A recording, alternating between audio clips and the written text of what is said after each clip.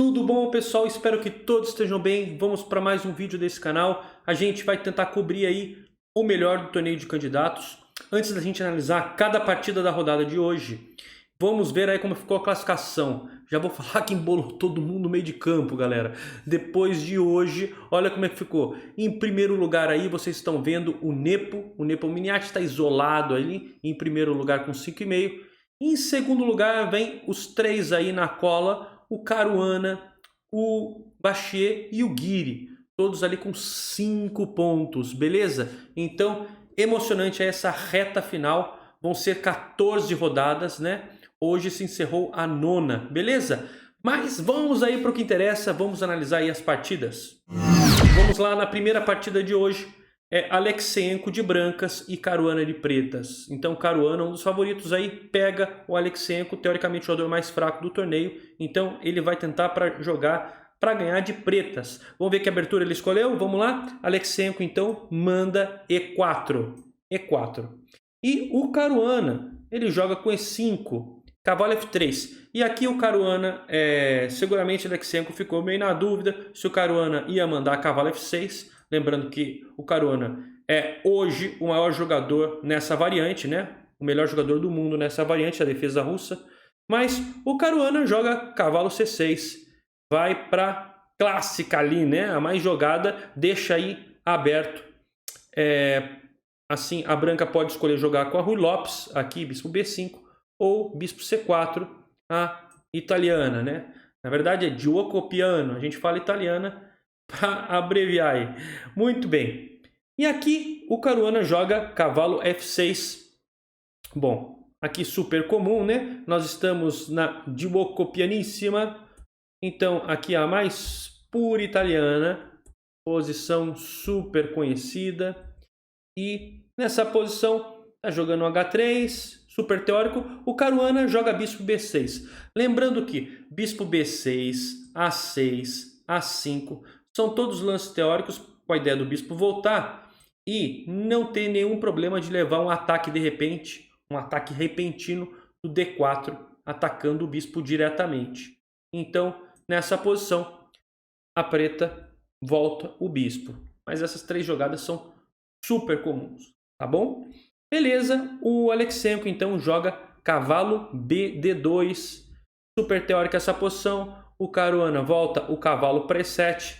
Lembrando que, em geral, na Ruy Lopes, as pretas têm dois grandes planos, que é passar esse cavalo para G6 ou torre E8, apoiando um bispo E6, né? Então, são os dois grandes planos de pretas, mas vamos lá, porque a partida aqui já vai acontecer algo de diferente, que foi agora.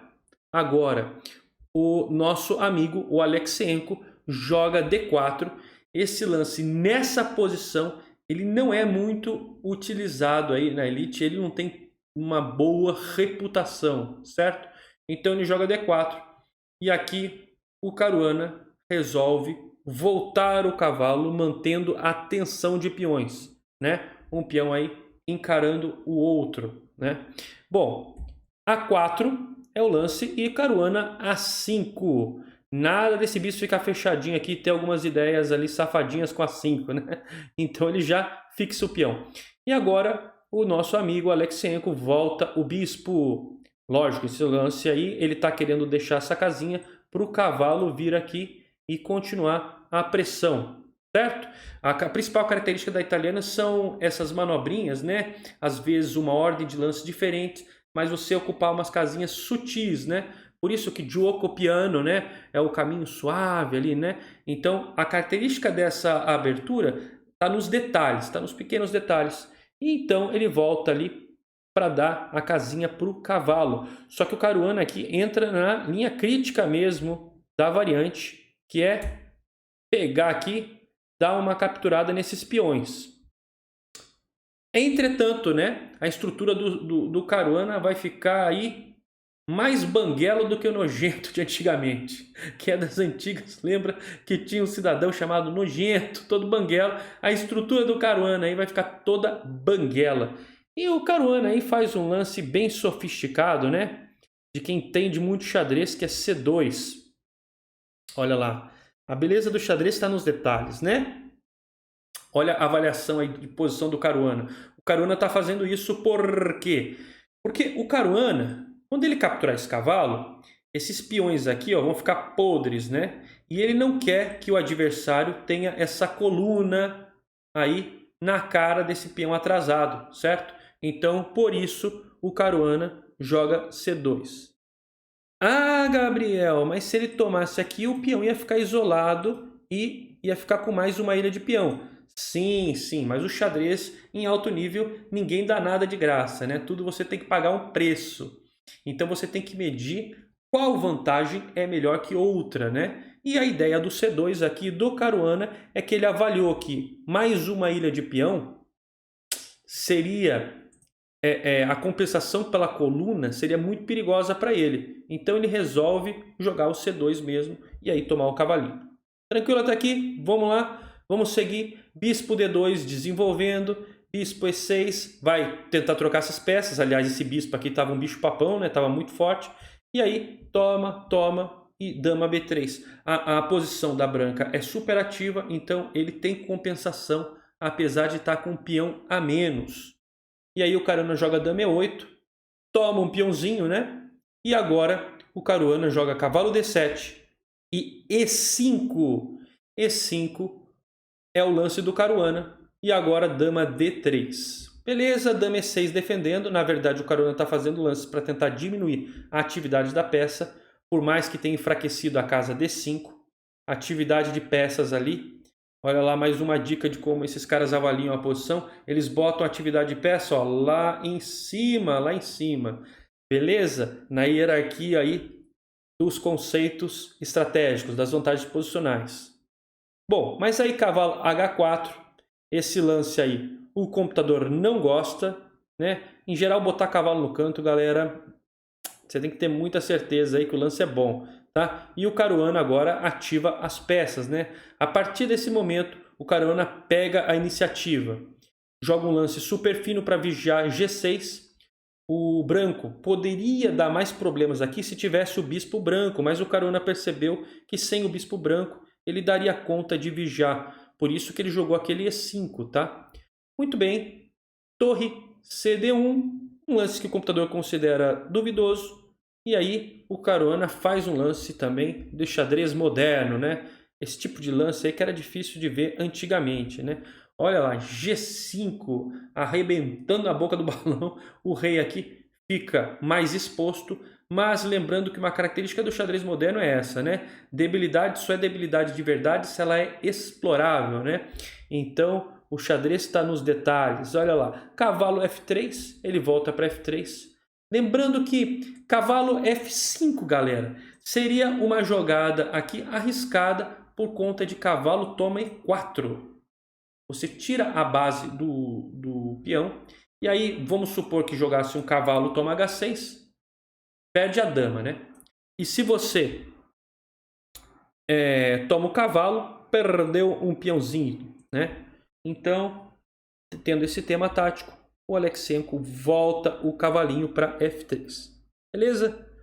Muito bem, vamos seguir. O Caruana então decide duplicar, vai botar as torres na coluna F. O computador, ele não gosta muito disso. O computador, ele acha melhor o Caruana já partir para a captura dos peões, mas o Caruana resolve fazer um lance ativo. Aliás, essa é uma característica do jogo do Caruana, hein? Sempre fazendo lances mais ativos. Bom, e aqui dama G4, né? Esse lance que era o crítico, que é trocar essa daminha. E nesse final a branca tem mais chance de segurar. O Caruana já está por cima, né? Vocês viram que ele pegou a iniciativa. E o Caruana joga torre F6 defendendo esse peão aí atrasadinho, né? Muito bem, bispo E3, toma o peãozinho, torre D5. A ideia é colocar a torre em B5. E aí, pum! Joga esse lance aí muito fino também. Tá tendo o Aleksenko achou uns lances bons para segurar, tá evitando, cortando as casas do cavalo do Caruana, né? O Caruana então já defende esse peão, já que o sujeito não quis tentar pegar naquela outra hora, mas agora esse cavalo foi lá pro escanteio. e aí torre C4, certo? Então acontece aqui que o cavalo não tem casa, então o Caruana ele vai fazer essa repetiçãozinha para ganhar tempo no relógio e cavalo C5. Muito bem, ele tem que devolver um peão, né? Ele tem que devolver um peão e esse final aqui, galera, apesar do material a mais, né? Apesar do Caruana estar com um peão a mais, esse final é muito difícil de ganhar porque essas duas torres estão em posições passivas, né? Defendendo aí as coisas, né? Já as torres do Alexeyenko estão em posições ativas, o que compensa esse peão. Então, daqui para frente, ó, ele vai recuperar um peão e tal. Aí o Caruana vai tentar avançar o peão passado. Peão passado a gente tem que avançar desde a época do Nizovich, todo mundo já sabia disso. E olha lá, toma. E agora o peão vai até onde deu, né? Até o limite da fronteira. Muito bem, e agora o Caruana vai tentar ativar o rei. É óbvio que o Alexeyenko não vai deixar e vai barrar esse rei. Essa posição ela já é empatada, mas a branca não pode fazer bobagem, né? A branca não pode fazer bobagem. Então a branca acerta o plano. Ela vai aqui para cima. Se o branco tivesse sido gulosinho e tentado capturar esse peão, esse final é perdido. Vai levar um cheque. O rei toma. E esse rei toma e agora o rei está super ativo, monstro. Mesmo com um peão a menos, esse final é bem melhor, com boa chance de vitória para o Caruana. Mas o Alexeyenko acertou o plano. A ideia é tentar ativar aqui as peças o máximo ali, ó. E sacrificar a torre mesmo, né? A questão aqui é que não dá para tomar se não coroa. E quando joga aqui, rei E7. Aí vai cair nesse sacrifício de torre. Olha lá. E é um finalito aí de torre contra dois peões empatado. O rei volta, mas, enfim, empate. Então, um empate aí, tranquilinho para o Caruana, não teve perigo em nenhum momento.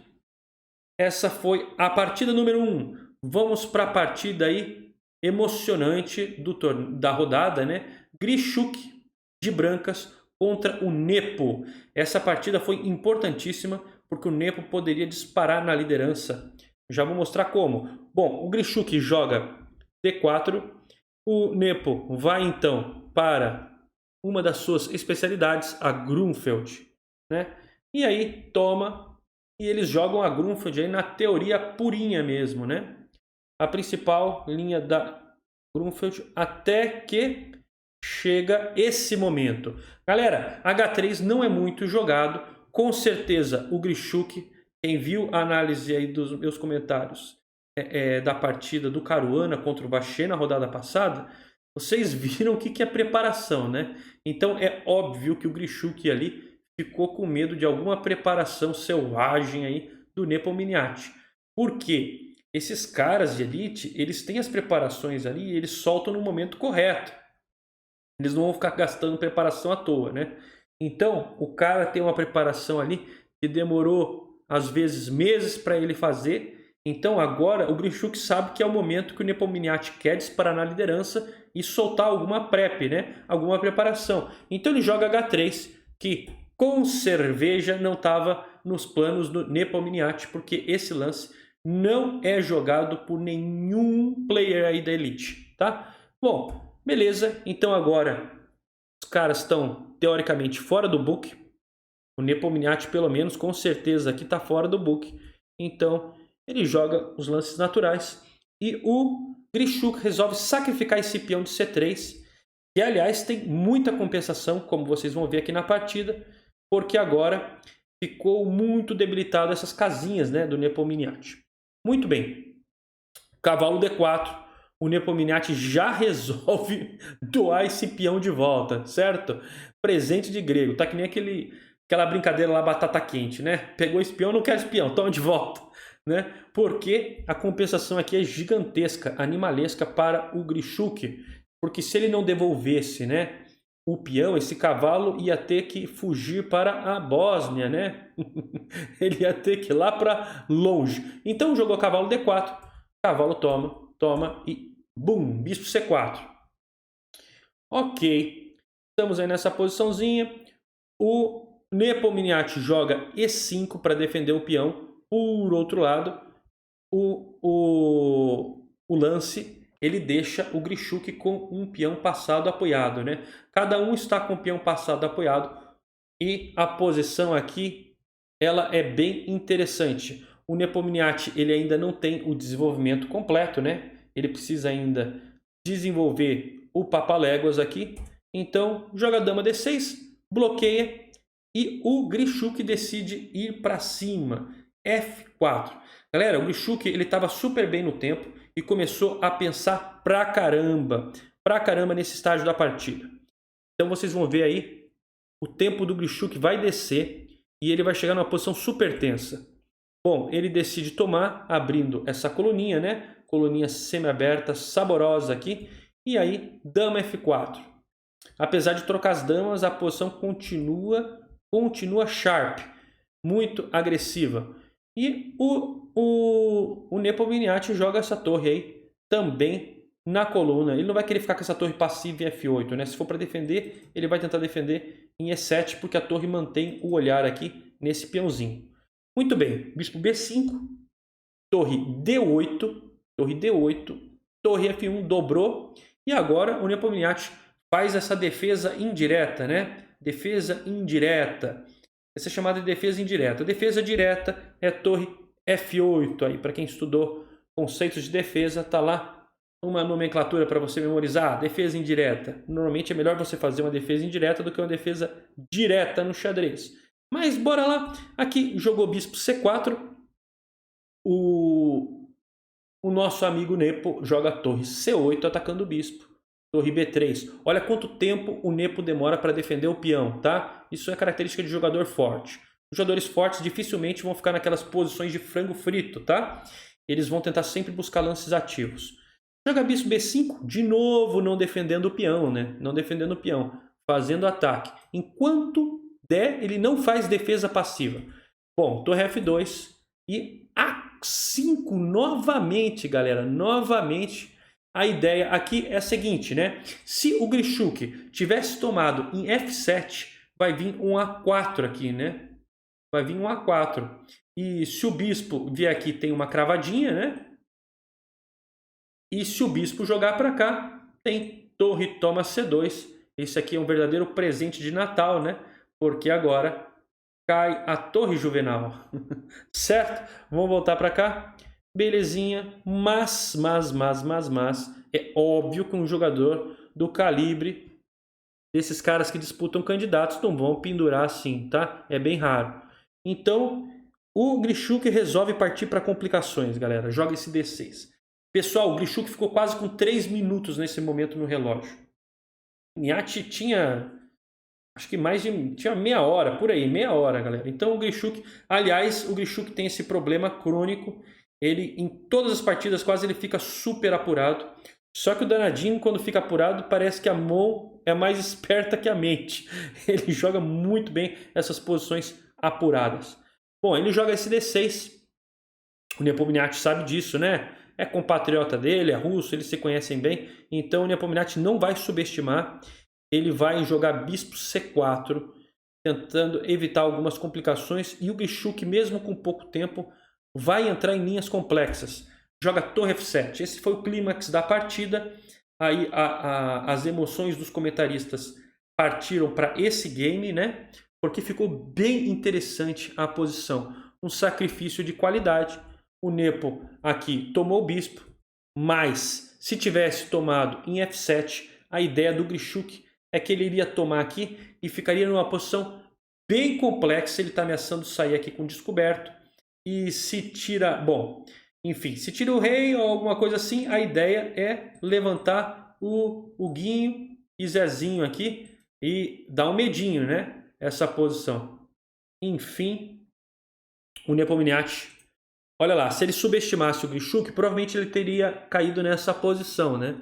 Ele teria caído nessa posição e tentado complicar ainda mais o jogo com um A4, tá? Mas ele não subestimou o Grichuk. O Grichuk joga bem apurado. Então, ele resolveu ir para a linha de simplificação. Ele resolveu aqui tomar o bispo mesmo, tá? E agora as coisas vão ficar bem empatadinhas. Esse finalito aqui é bem empatado. Olha lá, vai simplificar tudo. Simplificando tudo. Olha lá, troca, troca, troca, troca. E eles não vão continuar muito nesse jogo de comadre. A partida empatou, não sem poucas emoções. Interessante do xadrez é que o xadrez no fundo é um jogo de tomada de decisões, né?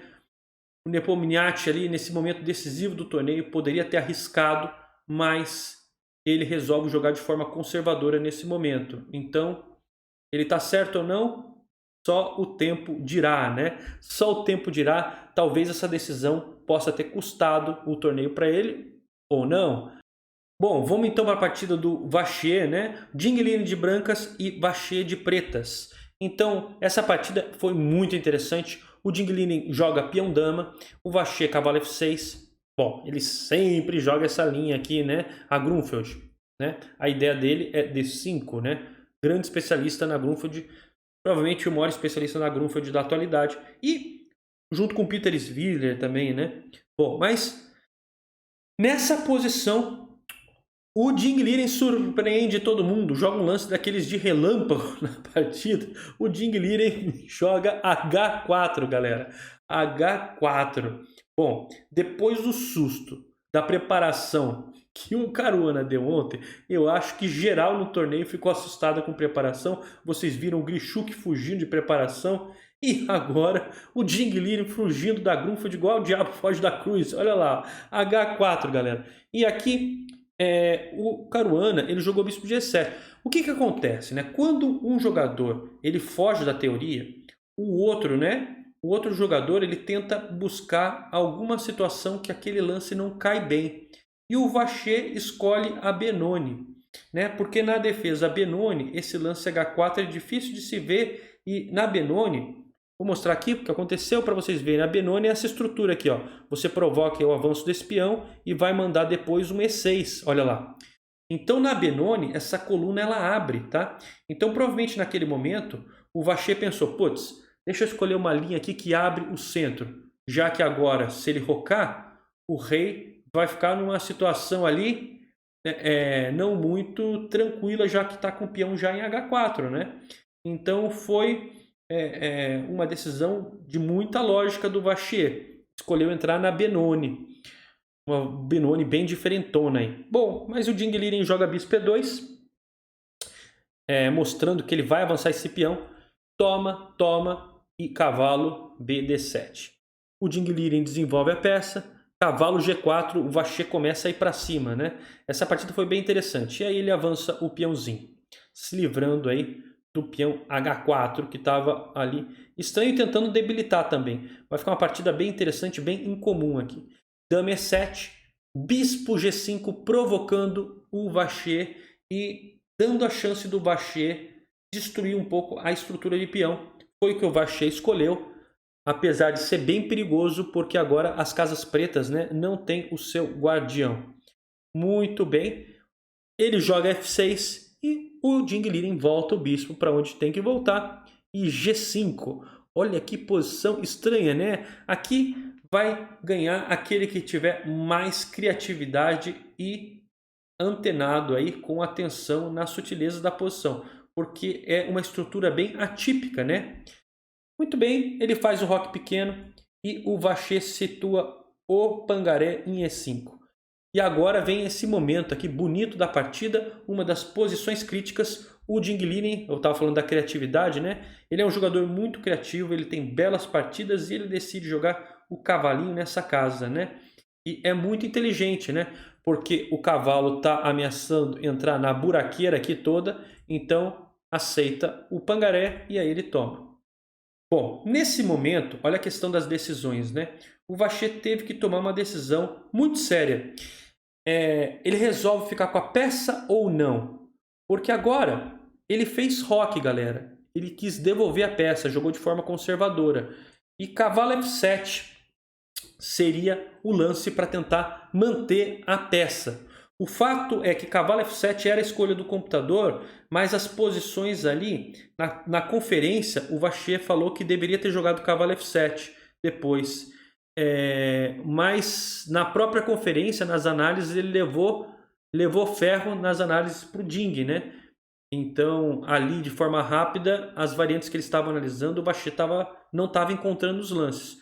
Porque essa posição, se ele resolve manter a peça, né? Se ele joga um cavalo F7, esse bispo aqui, ó, pegando as casas brancas, então é uma situação, apesar de estar com a peça a mais, muito delicada, muito delicada. Então teria que acertar muito lance. Depois de ontem, né, ele resolveu jogar de forma mais conservadora, devolvendo a peça e entrando em uma posição teoricamente mais tranquila. Então recupera a peça e ele toma assim. Bom, uma posição bem interessante, mas as brancas aí tem par de bispos, né? O computador aqui ele já vai à loucura, ele já está dizendo que o Ding Liren está quase ganho aqui, tá? Então o Vacher agora vai jogar muito, vai jogar muito. Se ele chegar a ganhar os candidatos aí, provavelmente é graças à capacidade de defesa que ele teve nesse ponto. A partir daqui, o Vacher vai jogar demais. Bom, bispo E3, B6, A4, né? Vai tentar ali explorar essa debilidade que tem na ala da dama, né? Das pretas. Joga o cavalo em C5 e A5. Torre B8, porque estava ameaçando tomar o peão, não pode tomar de volta, que cai a torre. Então ele defende. E agora vai ativar as peças na ala da dama. Olha lá, as peças vão ficando em casas mais confortáveis. E agora ele resolve tomar. E esse peão aqui está super podre, né? Muito bem. Torre de F1, dobra a torre. A posição aqui do Ding Liren é super confortável. Esse bispo aqui, ele tá bonito, mas não faz nada, né? E ele tem que ficar vigiando essas casas brancas que estão super debilitadas no tabuleiro, né? Então a situação aqui do Vacher é delicada. E ele joga aqui para evitar entradas surpresas na sétima fila. Volta a dama, o Ding Liren, joga o rei. E agora o Ding Liren começa a cozinhar o Vacher, fazendo lances sutis, melhorando a posição das peças. Muito bem, ele agora reposiciona aqui, né? Então o Vacher sempre está tendo que acertar lances bons na defesa. Aqui é uma loucura, né? Porque o Caruana segura uma posição que os supercomputadores dão mais 5 pontos de vantagem para o Ding Liren, tá? Praticamente uma torre a mais. A vantagem das brancas é muito grande e o Ding Liren ele começa a acertar os lances, porque agora ele cai numa posição com uma vantagem estratégica gigantesca, né? Ele tem peão passado apoiado e peças pesadas. Esse é o sonho de consumo aí para quem tem peão passado. Legal? Muito bem. Aí, o que acontece, né? Olha as peças, todas bonitas, né? Essa posição aqui, ela é bem ganha para as brancas. Bom, o Vacher joga aqui e ele começa a pressionar, enfim. Aqui está super perdido pro Vacher. O Ding Liren aqui começa a cozinhar, né? Fazer lances úteis, melhorando aí a casinha para ter uma casa de escape para o rei. Dama D4, volta a torre sem necessidade, né? Aliás, aqui é bem interessante, ele teria que ter jogado dama C2 aqui. Dama C2, porque se tem dama cheque, a torre pode voltar defendendo, mantendo a pressão, né? E qualquer momento, de repente, você bota 3 peças aqui, que esse peão cai, né? Também. Bom, tem várias formas de jogar nessa posição. Mas a ideia aqui basicamente é poder voltar a torre caso o Vacher queira fazer alguma gracinha ali embaixo. Bom, mas ele joga esse torre B1. Joga a torre F7, o Vacher então vai tentar dobrar as torres ali. E isso foi uma espécie de como é que tem no poker mesmo? Ele fez um blefe, né? Ele fez um blefe. Porque ele tirou a torre da defesa do peão, galera. Né? A torre estava aqui defendendo o peão. Então aqui, o Ding Liren ele tinha a opção de tomar, né? Ele tinha a opção de tomar, que era correta. Não ia acontecer nada aqui. Mas ele confia no Vacher que tem algo ali. A ideia do Vacher é bem tranquila, né? De ver ele tá querendo dobrar as torres e tentar arrumar alguma brincadeira por ali. E joga a torre D1, volta a dama. Bom, esse momento aqui é importante porque lembra que eu disse da troca de vantagens, né? O Jing Liren vai fazer um blunder posicional, como ele mesmo vai falar na conferência, né? Então aqui ele resolve mudar a estrutura de peões, né? Ele resolve mudar a estrutura de peões avançando aqui. Na verdade, ele confessou na conferência que ele não viu a manobra que o Vacher encontrou, que é de jogar essa torre e passar ela por aqui. E esse caminho ele segura esse peão passado, né? O Jing Liren só estava calculando posições que a torre estava defendendo de forma passiva ali. Então o Vacher encontrou a jogada facilmente e refutou esse plano. Ele defende de forma mais ativa esse peão passado. E agora a posição já cai bem a vantagem, não está com aquela vantagem toda, porque o Jing Liren, apesar de estar superior, ele agora vai cair nessa posiçãozinha. A vantagem dele aqui ainda acontece porque esse peão segura 2 e o rei das pretas está mais exposto do que o rei das brancas. Esse peão de H5 dá um apoio também para ter talvez alguma entrada em algum momento da partida. Então ainda tem vantagem o Jing Liren. Estão vendo como o Vacher está sofrendo nessa posição, né? Mas uma característica desses jogadores de elite, né, é a resiliência, como eles conseguem jogar sob pressão. Dama C6, cravando, rei H2, dama F6, rei H3, e o Jing Liren vai fazendo jogadas curtas, pouco a pouco, avançando em uma casinha, cozinhando o galo. Essa que é a técnica para cansar jogadores que estão na defesa, porque toda jogada o jogador na defesa vai precisar ficar caçando ali ideias que o inimigo possa estar querendo fazer. Isso vai cansando o jogador. É assim que o Magnus Carlsen ganha a maioria das partidas, né? Chega um momento que o sujeito não vê alguma sutileza, né? Karpov também fazia isso com maestria. Muito bem, dama D6, rei G2, chequinho, F3, ó, pouco a pouco, melhorando a posição. E uma posição delicada, né? Qualquer deslize aqui, o Vacher tá pisando em ovos, né? As peças aqui, ó, tá que nem o tubarão branco vendo a foquinha ali, só esperando a hora de dar o ataque. Olha lá, torre A7. Mas o fato é que o Vacher jogou muito. O Vacher agora, ele começa a acertar praticamente todas as jogadas do computador. Ele faz esse setup de defesa aí, ó, corretamente. E o Jing Liren não consegue evoluir na posição. A dama sempre ameaça dar esses cheques e ele não dá sossego para o Jing. O Jing ainda tenta forçar, mas o Vacher, olha lá, ele acha essa ameaça de mate. Então o Jing não consegue ter tempo nunca para fazer a manobra da vitória, né? E ele tem que pegar a torre sempre aqui e ficar de forma passiva. E aí, bom, eles caem nessa posiçãozinha de tablitas. O Jing Liren tenta arrumar alguma coisa ali embaixo, mas o fato é que não tem nada e essa posição está se encaminhando para o empate, não sem sofrimentos, porque o Vacher ainda tem que calcular esse momento final. Muito bonitinho esse empate, aliás, ele sacrifica a torre e acha aqui essa saída trocando as daminhas. Muito bem, aqui nesse momento, galera, está um empate de damas com esse perpétuo que ele vai arranjar. Beleza?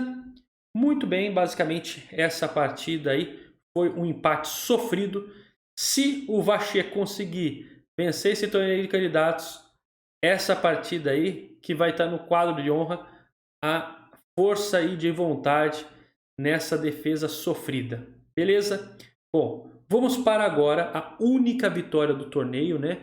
O Magnus Carlsen elogiou demais essa partida, porque também foi a cara dele, né? O modo como o Guiri conduziu essa partida. Ele ganhou na fina flor da farinha do posicional contra o Wang Hao. Vamos lá então. Estamos aí o Guiri de brancas e o Wang Hao de pretas. Muito bem, essa aqui é uma partida super posicional. O Guiri vai jogar a Catalã. Para quem não conhece, aí está a posição da Catalã.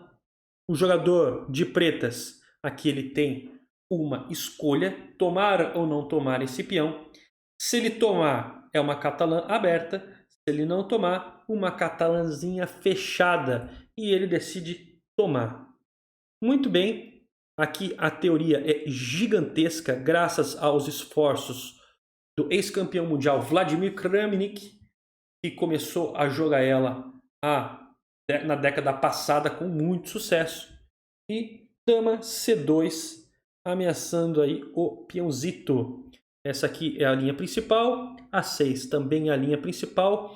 A ideia é que o seguinte, esse bispo aqui, ele tem muita dificuldade de se desenvolver nessa estrutura de peões, porque graças ao sacrifício desse peão, esse bispo virou um bicho papão. Ó, rimou, hein? Então, o que acontece, galera? A ideia do A6 é poder desenvolver o bispo atacando a dama, não dando tempo para tirar o cavalo aí, com descoberto, fazer alguma gracinha com a torre. Então, a teoria aqui é uma teoria da pesada, mas, em suma, esse bispo ele vai resolver o problema desenvolvendo por aqui. Mas não foi isso que aconteceu na partida, porque o Guiri jogou outro lance também super teórico, além de dama toma peão, que é A4, justamente para não ter o B5. Então, aqui jogou também super teórico. Essa posição aqui, ela acontece muito em nível de elite, né? A catalã é muito jogada nesse nível. Então, jogou bispo C6, resolvendo assim aquele problema que eu havia comentado com vocês, por onde sair esse bispo. Bispo F4. De novo, né? Dando um problema para o bispo, né? Esse bispo não consegue ficar livre, senão você está cheirando a casa C7. Bispo D6. E aqui o Guiri joga cavalo C3. Cavalo C3. Também essa posição já aconteceu diversas vezes na prática de torneios de elite. Toma, toma. Essa estrutura de peões ela é muito comum na catalã. Parece que esse peão é estranho, né? Porque é dobrado. Mas cuidado para não ser dogmático demais o xadrez. Toda regra tem sua exceção. E aqui na catalã é um desses casos. Porque esse peão ele ajuda a apoiar e controlar E5. E além do mais, essa coluna aberta aqui, como Wesley So joga a catalã muito bem, ele sempre tenta essas ideias de jogar rei H1 e torre G1, tentando fazer uma pressão na coluna G. Muito bem, mas o Guiri joga... o Wang Hao joga A5. A ideia está bem clara, é desenvolver o cavalo dessa forma, entrando nessa casinha aí, inexpugnável, né? E aqui joga E3. Muito bem, essa posição também é super teórica e troca-se aqui o bispo. Aliás, aqui sim que o Guiri começa a jogar, provavelmente a preparação do Guiri, né? Esse cavalo E5 já não é tão jogado aqui nesse nível. Aqui, como eu já comentei com vocês, rei H1 é a variante que o Wesley So costuma jogar. Muito bem, mas vamos continuar. Ele joga cavalo E5, toma, toma, e agora C6. Bom, nessa posição que vem esse lance H3, que eu vou ser sincero, isso aqui, galera, esse é o típico lance de máquina, tá? Qual a explicação para esse lance, hein? Ele praticamente passou a vez, né? Porque não tinha necessidade aqui desse lance, né? Então, aqui está um lance de máquina, né? A preparação do Guiri aqui vai ser sinistra. Sinistra. O Magnus gostou muito dessa partida, né? Dá uma olhada aqui nas sutilezas que vão acontecer. Nessa posição, então, o Guiri tem uma estrutura de peões muito sólida. E ele vai agora só melhorar pouco a pouco as peças, né? Ele tira a dama porque dá essa casa para o cavalo. O Wang Hao resolve simplificar a posição. A vantagem do Guiri é pequena, mas ela dura, né? Ela é duradoura. Então, típica situação da catalã. Fica com aquela vantagenzinha cozinhando o adversário. Essa partida é bem no estilo do Magnus. Olha lá, torre aqui, torre. torre, ele tem coluna, né? Muito bem. Briga na coluna, toma, toma e joga. Lembrando que torre toma D8, né? Nessa situação. Provavelmente ele não escolheu por causa de dama B5. Aqui é um pouco chato. É um pouco chato esse lance. A ideia, bom, se toma, toma e cai o peão, né? E se dama C7, cavalo C4, incomodando aqui. Sim, esses caras calculam demais, né? Então, perder um peão aí é meio suicídio, então o sujeito toma de dama corretamente. Muito bem, o Guiri então joga torre D1 e dama A8. Bom, é óbvio, né, que aqui bem disfarçada, malandramente, ele estava querendo dar um descobertinho, né? Então o Guiri tirou o rei da frente. Jogou cavalo B4, dama B5, olha lá, uma posição chata de jogar de pretas. As peças maiores estão na primeira fila, né? A atividade do Guiri é maior. Joga cavalo D5, tentando resolver de alguma forma essa coluna do Guiri. O Guiri aceita aí a troca desse cavalo. E agora, torre C1. Resolveu o problema numa coluna, o Guiri vai infernizar na outra. Lembrando que torre C8 cairia esse peão, né? Trocam as torres, a dama tem que tomar e sai da defesa do peão de A5. Então, H6 e dama D7, galera. Então, o Guiri ali enchendo a paciência do Wang Hao, cansando o Wang Hao. Se joga a torre aqui, cai o peão. Então, difícil lidar aí com esse domínio posicional do Guiri, né? Bom, cavalo F6, sai a dama daí, a dama volta para outra casa ali dominante, né? E agora, nessa situação, o Wang Hao joga um lance muito esquisito, né? Porque debilita aqui a casa F6.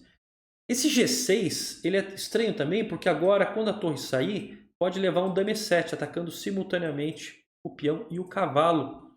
Então, essa debilidade aí não precisava, né? Se jogasse torre D8, que é um lance bem natural, aqui a gente tem dama C7. E atacando aqui e falando, volta, volta, né? Volta a torre. Então o fato é que essa torre ela não consegue se ativar facilmente nessa posição. É uma posição triste de jogar, né? O material tá igual, só que a preta não consegue fazer nada. Então nesse tipo de posição, a técnica que é importante. E aí vem um lance. Galera, a beleza do xadrez está nas sutilezas também. E esse lance tem uma beleza profunda, profunda, profunda. Vocês vão entender a força desse lance mais para frente, tá? Por enquanto só grava essas minhas palavras aí, grava a sutileza, a beleza da sutileza desse lance B3, tá? Aliás, tem um capítulo lindo no livro do Chereshevsky, né? De finais, de estratégia de finais. É um capítulo que não tenha pressa, né? Tá aí. Se o Chereshevsky visse essa partida, teria colocado no livro aí esse B3, né? Joga o peão em B3. Se você pode avançar uma casa ao invés de duas, avança uma casa aí, se a posição é desse tipo, técnica. Muito bem, H5. Olha lá, melhora a posição do rei, o Guiri está com muita calma e olha lá. A ideia, galera, nem o computador entende muito bem esse lance do Guiri, que é fabuloso, tá? Ele tá, quando eu digo computador não entende muito bem, é esse computador automático nos sites, tá? Supercomputadores, se deixar aí sai até fumaça, eles entendem muito. Bom, joga dama D4 e agora ele coloca, de certa forma, uma pressão muito grande aqui no rei. Por exemplo, um cavalo D7 vindo aqui, então joga a torre D8. E agora dama B2. Olha a ideia do Guiri. No fundo, B3 era para dar a casa B2 para a dama. Mas espera aí, não acabou ainda não a ideia. É que agora com B4, ele não vai capturar de dama. A dama está na casa correta, galera. Torre C4. Fala a verdade. Não é muito bonito o xadrez? Daí, graças a essa beleza, o Guiri vai ganhar essa partida. Porque vai ficar numa posição muito difícil do Wang Hao jogar. Ele conseguiu combinar aí o motivo da debilidade do rei com a pressão na ala da dama. E agora o Wang Hao tenta devolver e ó, ele não tira a dama daqui porque ela está segurando o cavalo. Se o cavalo sair, leva a descoberto. Dama A7 e ele toma o peãozinho. E agora a partida vai acabar rapidamente por conta do tema aí na casa F7. Não tem uma defesa satisfatória nessa posição aqui. O Guiri já está ganho. Ele volta aqui. O Wang Hao. O Guiri teria talvez a opção de tomar, mas não. Ele joga de maneira cirúrgica. Ele agora vai dar espaço para... Olha lá. A rainha chegar lá. Rainha Elizabeth. Tô brincando, né? Vamos falar dama. Deixa o pessoal que traduziu errado lá aquela série em paz. Bom, dama B7. Dama B7. E agora, como é que vai depender, né? Como é que vai defender a casa F7? Não tem defesa. E aí, bum! Cai o peãozinho. E o Wang Hao desiste, já joga a toalha, porque vai levar mate, né? O cavalo sai e depois vai ter 300 tipos de mate nessa posição. Muito bem. Espero que vocês tenham gostado, então. Aquele abraço. Tchau, tchau.